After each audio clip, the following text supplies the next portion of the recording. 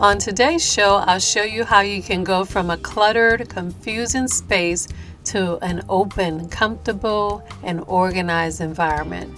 And I'll give you tips on how to keep it that way.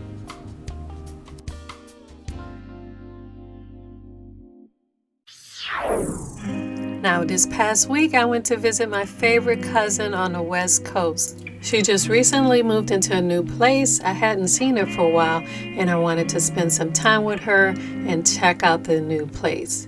She has a beautiful big loft with exposed brick walls. It's a really nice space. However, I did notice there were a lot of obstacles like rolled up rugs and boxes on the floor that really made it difficult to move around. Now, my cousin is a scholar, a professor, a writer.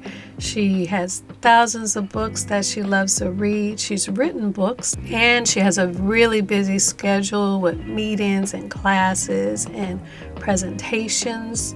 So I can imagine how overwhelming it could be with so much work and a new place, new pieces you bought, projects and pieces to put together. You just don't know where to start. So I suggested that while I'm here, we could start organizing her place and getting things together so she could just relax and concentrate on her work. So here's what we did. We talked about how she wanted to use her space. She has a loft area where her bedroom's upstairs and a big open space that she uses as a sort of living room, a guest bedroom, and an office. Now, she had already bought lots of things for the rooms, like a big rug she wanted to put on the floor, some material to cover the bed, and lots of little things she had around that she hadn't opened and was taking up space on the floor. So we started with making plans for the layout of the room. We would move her existing desk to one side of the room. There was an ottoman that was actually in the kitchen. We would bring that into the living room area. There was also an armchair that actually matched the sofa. We could bring that in for more seating in the living room area. There's a Peloton bike in this area, and we'll just leave it here as a workout area next to the desk. Now we want to divide the living room area from the office workout area.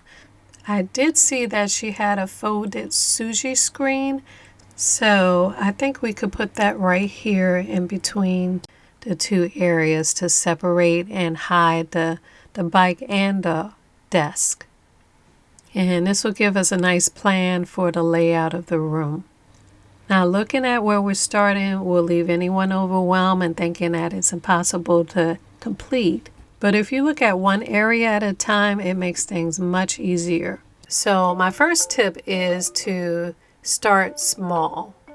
Begin with one area at a time so that you won't feel overwhelmed. In this case, we're going to start with the books. There are some stacks of books on the floor in different places, and our first priority is to get them to where they belong. And since there are a lot of bookshelves and some empty spaces, this will be an easy start. Even if the books are not neat on the shelf, some of them are lying down, some of them are upright, they will still look neat in the room because they are on the shelves. And here's a good maintenance habit to form. Every day at a certain time, just dedicate a few minutes to tidy up in small areas, and this will help to prevent clutter. Now, I know she wanted to keep all her books, but there were a lot of things around the room that there were duplicates of and that she may not want or need anymore. So the next tip I have is to purge. You want to get rid of items you no longer need or use, and ask yourself if this serves a purpose or if it brings you joy. So that's what we did. We got rid of a lot of things. She wanted to donate some items, return some items, and it really helped with clearing up a lot of space. Now, to maintain your space, a really good habit is to use the one in, one out rule. For every new item brought into the home, one similar item must be donated or discarded.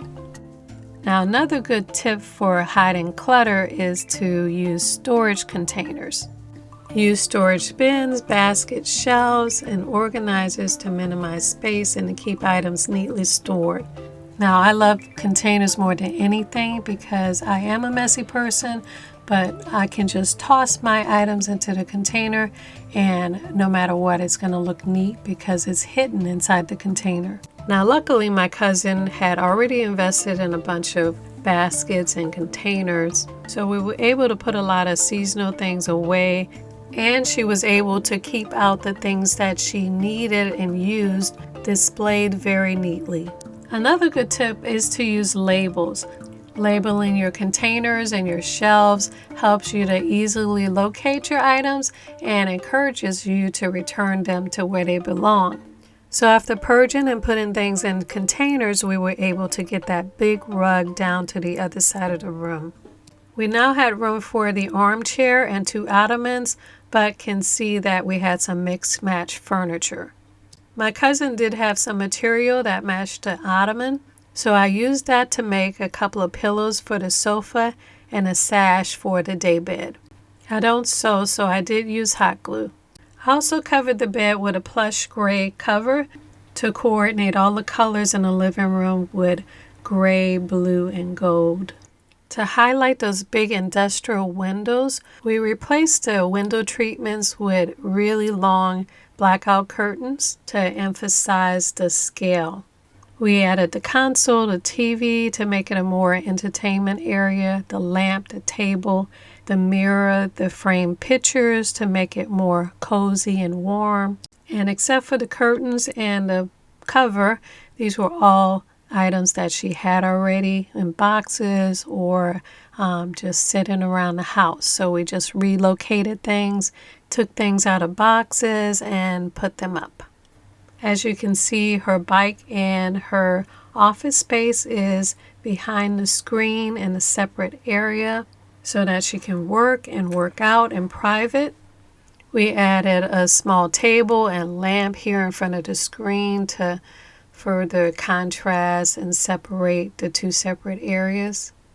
There is an ottoman in front for reclining the legs or more seating. There's also another ottoman in the back for more seating or to hold a tray for drinks. Also, she had a lot of beautiful art prints and frames that we were able to frame and put up around the office and house, along with decor pieces and plants. Everything was here, we just did a little relocating. There were lots of frames that she bought that she had left, so we were able to go through old photos and print out and frame family pictures. Now, my last tip would be that the flow through your house is always clean and clear. There should be no obstacles on the pathways to the rooms in your home. The floor should be open and clean with room to move around. It will make your home feel comfortable and welcoming to you and your guests. And even if there's a lot of things in the background like books and things in the corner, your home will still look neat because the pathways into your rooms are clear and open. This is still a work in progress, but we did this all in just a couple of days. So when you are cleaning and decluttering, remember these 5 tips. Start small.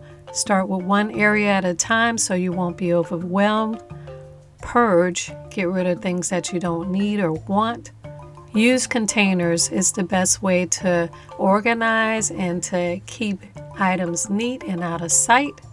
Use labels is the fastest way to find your things and know where to put them back. And always make sure your pathways are clear so that there's a clean, comfortable flow through your home. To maintain the organization, pick up things immediately or make sure you set a certain time every day to tidy up. The feeling you get when your home is clean and organized is invaluable, and remembering that feeling will help you to maintain it. Happy home organizing, and I will see you in the next video. Want more detailed instructions on some of these projects? On my Etsy store, for just a few dollars, you can get instant digital downloads of full-color step-by-step instructions with templates for some of your favorite projects. And check out my Amazon page where you can pick up my multi-surface acrylic metallic paint, back in stock with 8 beautiful shimmering colors. You can mix millions of colors and create endless home beauty for indoor and outdoor projects. And while you're there, pick up my Book of Elegant Home Crafts Volume 1 with all your favorite projects together in one big beautiful colored step-by-step instruction book. You can now get separate e-project booklets, and also full color printed project booklets will be available on Amazon. On my Amazon page, you'll see all my favorite crafting tools and supplies used on this show, and you can add them all to your cart for the one-click, fast and easy shopping and delivery convenience of Amazon. I'll be working every day to make crafting fun and easy for you. Follow me at Your House of Home and Your House of Home TV on all social media for extra home, food, and gardening tips.